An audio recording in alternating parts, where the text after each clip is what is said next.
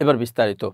BGB ও স্থানীয় বাসিন্দাদের শক্ত অবস্থানের কারণে ভারতীয় সীমান্তরক্ষী বাহিনী বিএসএফ কাঁটাতারের বেড়া নির্মাণে কাজ বন্ধ রাখতে বাধ্য হয়েছে বলে জানিয়েছেন স্বরাষ্ট্র উপদেষ্টা লেফটেন্যান্ট জেনারেল অবসরপ্রাপ্ত মোহাম্মদ জাহাঙ্গীর আলম চৌধুরী।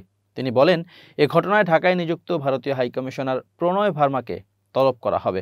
রোববার সকালে সচিবালয়ে স্বরাষ্ট্র মন্ত্রণালয়ের সম্মেলন কক্ষে বাংলাদেশ ভারত সীমান্ত পরিস্থিতি নিয়ে এক সংবাদ সম্মেলনে স্বরাষ্ট্র উপদেষ্টা একথা বলেন।